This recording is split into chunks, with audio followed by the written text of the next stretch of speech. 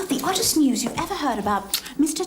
Churchill and Miss Fairfax. Had you any idea of it? Can you imagine that I knew when I was encouraging you to give way to your own feelings? Had I known, I would have cautioned you. Caution me? Why? Oh, you do not think that I care about Frank Churchill. What do you mean? You said that you loved a man. I did not name him, but I hope I have developed better taste than to choose Frank Churchill over him. Frank Churchill. Furthermore, I would never have even dreamed of him except that you told me he was wonderful.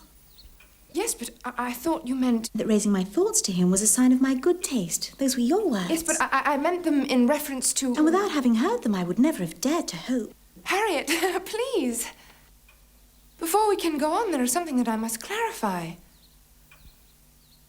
Is it possible that you are speaking of Mr. Knightley? To be sure.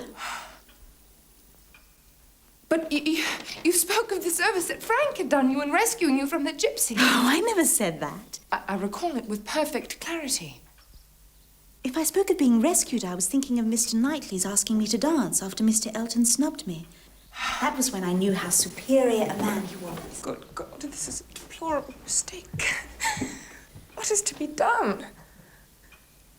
Must something be done about it?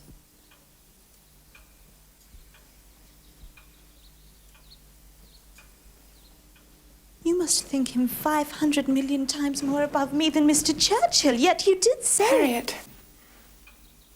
Harriet,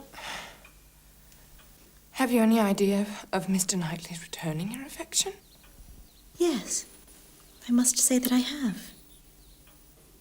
You told me to let his behavior be the rule of mine, and so I have. Am I wrong to hope as I do?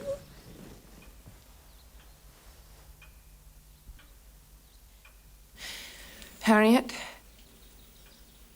I can only venture to declare that Mr. Knightley is the last man on earth who would intentionally give any woman the idea of his feeling more for her than he really does. This is tragic. Why is it tragic that Harriet should attach herself to a man who you admire so much? I have asked myself many times why this should have unsettled me, and I came to see that I do not admire Mr. Knightley, as I have so long thought. I love him so dearly, so greatly. Outside of you and Father, his is the opinion which matters most. Oh, my dearest child. I did not know it until poor Harriet said she had the hope of him returning her feelings, and then I felt ill that I could lose him, and I knew that no one must marry Mr. Knightley but me. How heavenly. But I am too late. Just before he left town, he said, "There is a delicate and perplexing matter I must discuss with my brother." I hope his brother advises him to be careful. After all, we know nothing about her parents. They could be pirates. My dear, I like Harriet very much, as I might remind you, do you? But remember, her feelings are evidence of her feelings only. Nothing can be known until Mr. Knightley returns. Oh, I long for it and fear it at the same time. I shall not know how to behave when I see him. Let his behavior be your guide. But, oh dear, if he seems happy, I shall know that he has decided to marry Harriet, and I will not. I know I will not be able to let him tell me. I could not bear to hear the words. But if he seems sad, I shall know that John has advised him not to marry Harriet. I love John! Or he may seem sad because he fears telling me he will marry my friend. How could John let him do that? I hate John! My dear, nothing can be done until he returns, and until he does, you must try to put him out of your mind. Can you? Certainly I can. I may have lost my heart, but not my self-control. Dear Diary, today I tried not to think about Mr. Knightley. I tried not to think about him when I spoke about the menu with cook. Oh, is Mr. Knightley coming? Why do you say that? Lamb stew's his favourite. I tried not to think about him in the garden where I thrice plucked the petals off a daisy to ascertain his feelings for Harriet.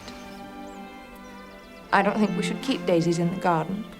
They really are drab little flowers. And I tried not to think about him when I went to bed. But something had to be done.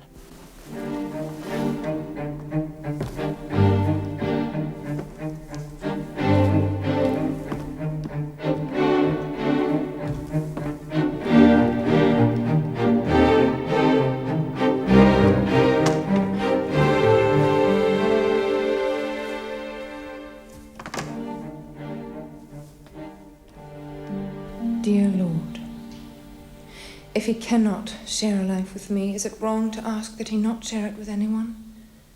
That we go on as we go on now, him stopping by at any hour, always the brightest part of our lives, a natural and easy member of the family. I would be content if he would just stay single, Lord. That's it. If he would just stay single, Lord, that would be enough for me to be perfectly satisfied. Almost. Amen.